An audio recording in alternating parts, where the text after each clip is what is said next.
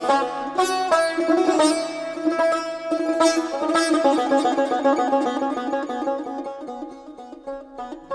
که هنرستان تحصیل میکردیم، خب اصطلاح عامیانه است، فعل زدن هست برای ساز. استاد پورتراب خیلی حساسیت داشتن روی این مسئله و از اون موقع ما هم از ایشون یاد گرفتیم. اون وقت هم فعل نواختن هستن برای ساز، فعل زدن نیست. درسته این در اصطلاح زبان محاوری شده زدن که متخصص و غیر متخصص استفاده میکنن. خب یه بدونم در گویش آسون تره زدن تا نواختن، یعنی یه سیلابش کرد. ولی قشنگش اینه که همه عادت کنیم بگیم که من می نوازم، نوازش ساز نه زدن ساز.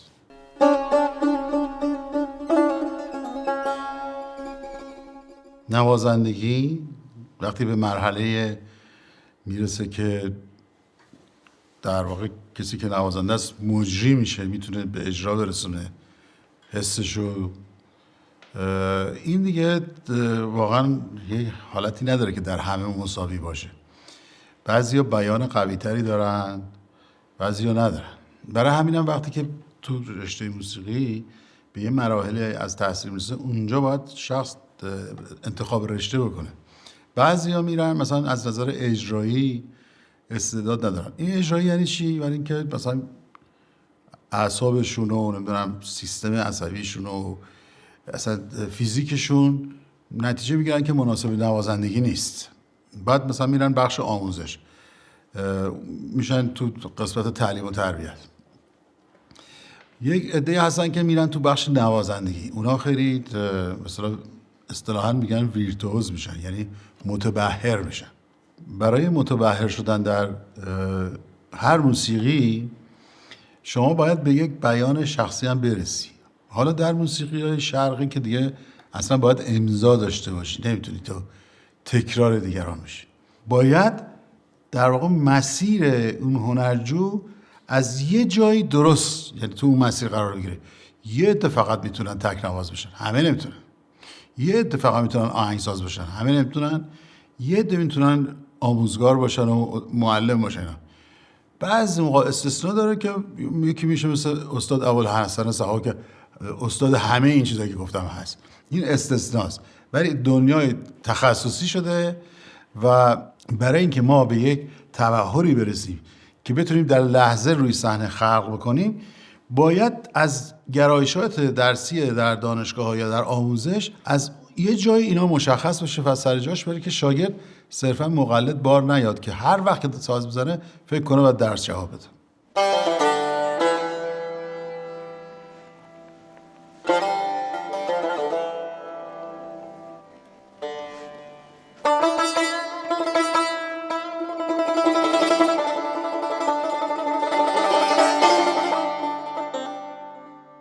برای بداهه نوازی شما باید محفوظیت ذهنیت زیاد باشه. اینجا دیگه نه نوتی در کاره، نه چیزی رو قراره که از روش شما اجرا کنی، میره به اندوخته های ذهنیت. این ببینید در موسیقی های دنیا، مثلا فرض کنید ما این همه راجع به موسیقی های کلاسیک و نوت و اینا مثال زدیم، اونجا مطلقاً در این زاویه بداهه نوازی وجود نداره. و وقت کنید مثلا در موسیقی جاز که خب اساسش اینه که بر اساس تما، اون تما دونه دونه سازا بست و گسترش میدن و بعد یه حالتهای ترجیباً دارن که همه با هم میزنن. و در تمام موسیقی شرقی هم بداهه نوازی اهمیت داره. یه جوری در تمام دنیا اهمیت داره، در غرب هم خیلی بیشتر بوده، ولی از وقتی که به نوت در آمده و رپرتوار زیاد شده، بخش اون اجرای با نوت خیلی غلبه کرده. ولی شما هرچی به قدیم اروپا هم برید، اصلا توی پارتیتور هم می‌نوشتن اینجا رو مثلا بداهه بزنید. پس بداهه یه چیزیست که اصولا وجود داره. شما وقتی آهنگ می‌نویسین که می‌نویسین و یه ارکستر اجرا می‌کنید، این یه جایی از بداهه شما به وجود اومده. وقتی خلق می‌کنید، وقتی چیزی رو به وجود بیارید، بعداً ثبتش می‌کنید که اون میشه حالا نوت نوشتن اینا و اون بداهه وجود داره. اما روی صحنه فرق می‌کنه. روی صحنه شما وقتی بخواید بداهه نواز باشید و بداهه نوازی کنید، باید خیلی چیزا رو رد کرده باشید. یعنی مثلا تکنیک کافی داشته باشید، ذهنتون مملو از محتویات موسیقی باشه دیگه. حالا چه موسیقی اجرا میکنین اون حالا ما داریم راجع به موسیقی ایرانی صحبت میکنیم. البته در موسیقی نواحی هم این قضیه خیلی خیلی خوب و تمیز مونده که چجوری بداهه نوازی. بعضی موقع ممکنه تحت تاثیر موسیقی های دیگه هم توی موسیقی بیاد، ولی بداهه نوازی یعنی که شما در لحظه اون حسی که راجع به هر ملودی صدایی میکنی یا ببینید خیلی جالبه که اگر بشه عکس یک ذهن بداهه نواز رو فیلم برداری کرد، ذهن بداهه نواز همیشه مثلا چند متر جلوتره از تصویرش اگه در نظر بگیریم، جلوتر از این واقعی است که الان داره اتفاق میفته و اینی که داره اتفاق میفته از گذشته است در ذهن و این جالبه. یعنی اینجوری که میتونه روان جلو بره اگه در آن بخواد اتفاق بیفته. حتی میدونید نوت‌خوانی هم همینطوره، بهش میگن دشیفر کردن نوت. یعنی اینکه شما نوتی که نگاه میکنی شما داری اینجا رو میزنی، این قسمت داره میزنی و چشمت اینجاست، یعنی هی باید جلوتر حرکت کنی. اینو باید تمرین کنی، یاد بگیری.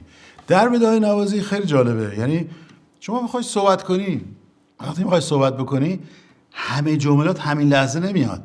این جملات قبلا اومده داری مصرفش میکنی و جملات بعدی داره تو ذهنت میاد. حتی فکر میکنی یه موقعی که او قطع میشه میگی چی میگفتم یادم رفت چی میخواستم بگم. اینجا بداهه نوازی بداهه گوییت قطع میشه. و شرایط بداهه نوازی یعنی شنونده خیلی خیلی تاثیر زیاد داره، اتمسفر خود سالن و همه چیزایی که اون نوازنده توش قرار داره. در واقع شما میای رو صحنه، یه مقدار گل بهت میدن و یه امکاناتی میدن، تو باید اون موقع یه مجسمه بسازی.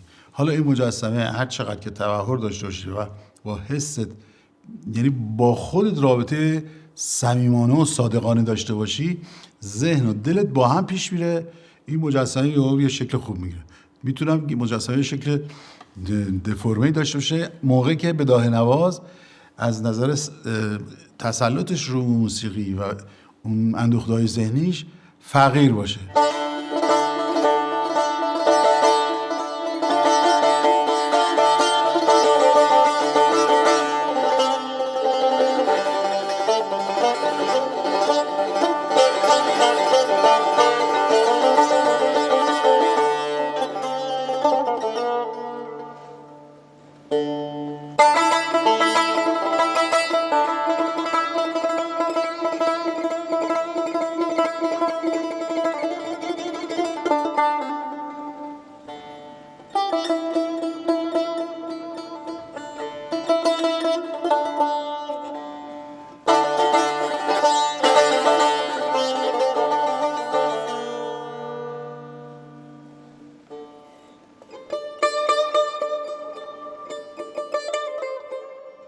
بداهه نواز چیکار میکنه؟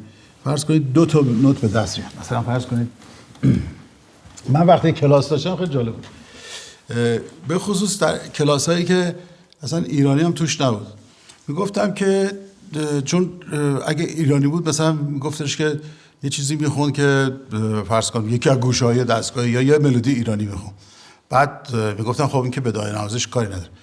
میگفتم تو کلاس یکی با سود یه چیزی بزنه، مهم نیست 2-3 تا نوت هم داشت اب نداره، اینو بزنه بعد تشریح کنیم که روی این چجوری میشه بداهه نوازی کرد. خب مثلا کسی هست اینجا بس من کوش بدم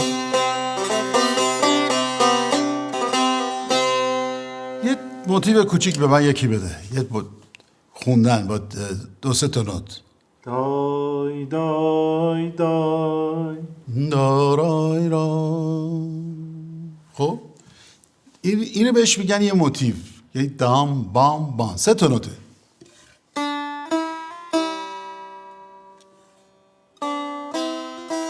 خب اولین چیزی که داره یه نوت ها فاصله هاشون از نظر زمان بندی با هم یه تفاوت داره که دام بام بام. ما اگر که 3 تا کشش در نظر بگیریم میتونیم فرض کنیم که کشش سوم کشیده تره. یعنی اگر بگیم دا را را 1 2 3 1 2 3، اینو از نظر کشش ها ببینیم. خب یه موقع هست که مثلا میخوایم با یک فرو دیگه باشه، حالا میگیم 1 2 3 1 2 3 مثل این باشیم. خب این الان این چیزی که به من گفته شد گفت دا را را، یعنی همه دا را را اول بالا رونده بودن و نوت آخری برمیگرده رو نوت بغل دستیش. پس ما الان یه شکل حرکت ملودی به دست آوردیم، یه شکل کششا، بام بام بام. این دیگه ریتم و ملودی در ذهن به دوای نواز دیکته شد. یعنی اگه همه چی خوب باشه، اتمسفر خوبی باشه، میشه با هم یه کنسرت داد.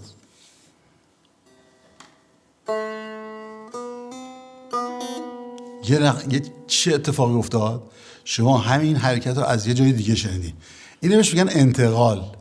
یعنی شما این ملودی با تمام حرکت هایی که داره، اصلا این اصطلاح و یک علمیه در آهنگسازی، که وقتی که شما اینو داری، تنها کار ساده‌ای که بکنی انتقال بدی به یه جای دیگه. میشه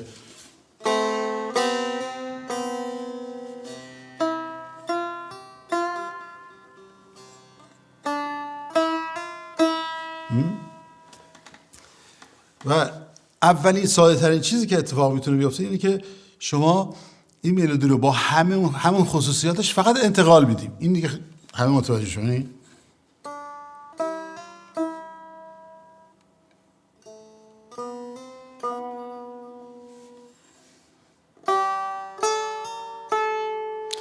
با همین شما میتونید حتی حسا، یعنی پیام های مختلف بدید. مثلا ببینید این فاصله هاش میتونید عوض کنید.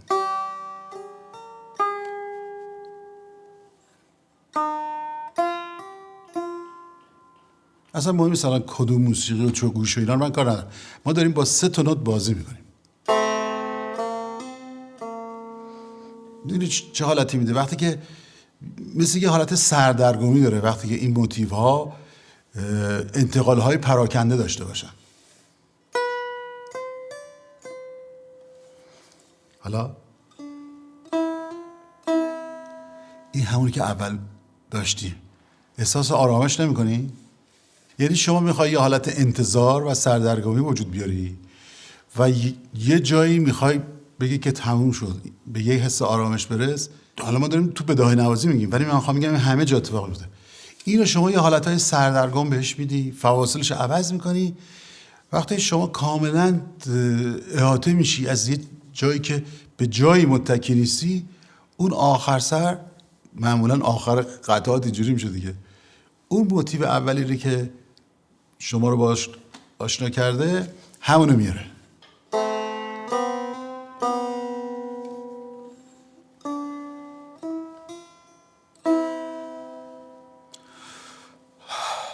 یعنی به یک سکون آرامش میرسه. خب این که خیلی ساده ترش که ما انتقال میدیم، نمیدونم هیچ چیزی دیگه تغییر نمیده. حالا دارارام میتونیم بگیم دارام. چیکار کردیم؟ اولی رو خورد کردیم. دارام یا مثل داریم یه چیزی رو خبر میکنیم. نه؟ اون گفت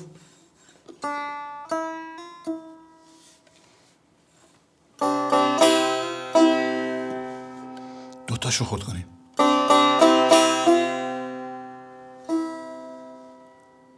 اصلا داریم یواش یواش توی نسبت‌های زمان یک دخل و تصرف می‌کنیم.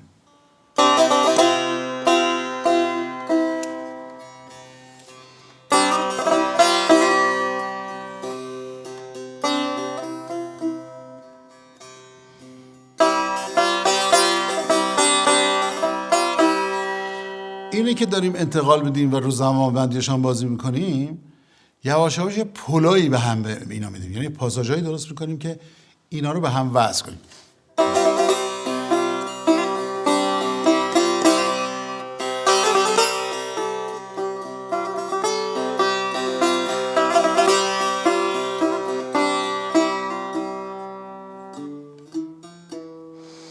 در تمام موسیقی دنیا این یه اصله. شما برو فلان سمفونی رو گوش کن، یا برو ساز راویشگاه رو گوش کن یا مثلا ساز جلیل شهناز رو گوش کن. هر کدوم از اینا با ساختار و فرهنگ موسیقی خودش اینه که یهو یه خلارنوت نمی‌ریزن، شما بتونی که بست و گسترش بدی. این در بداهه نوازی و در آهنگسازی اصله.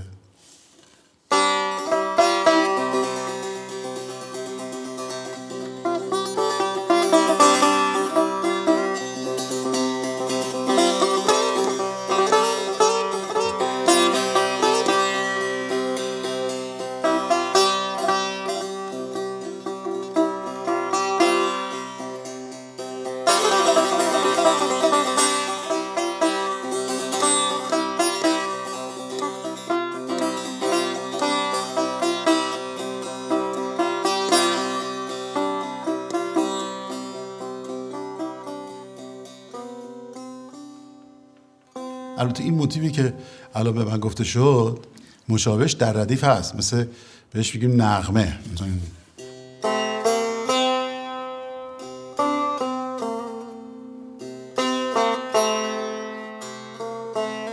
نغمه در راست پنجگاه این یک دامبا یا بابا منتها بهش میگن سکونس، یعنی همجوری پله پله کم و زیاد میشه، یعنی زیر و بم میشه.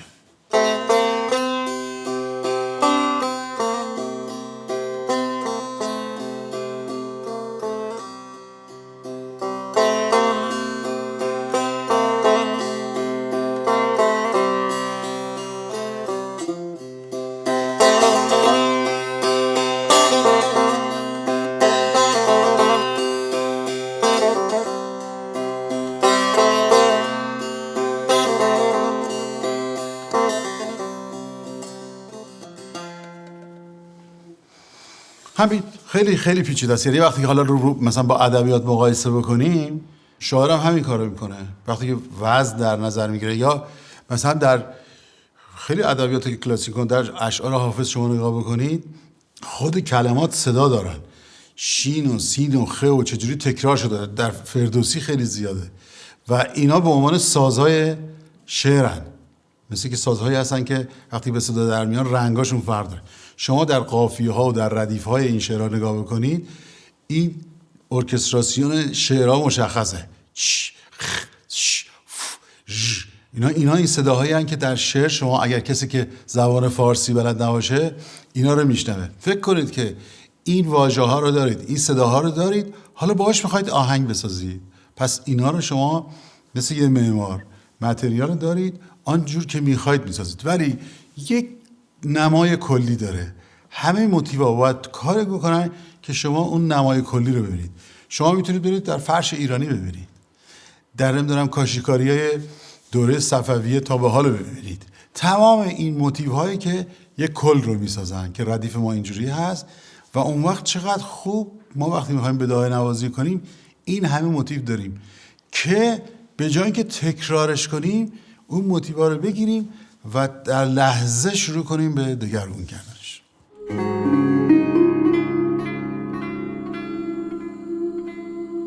واقعا بداهه نوازی یه چیز خیلی خیلی شخصی باید بشه.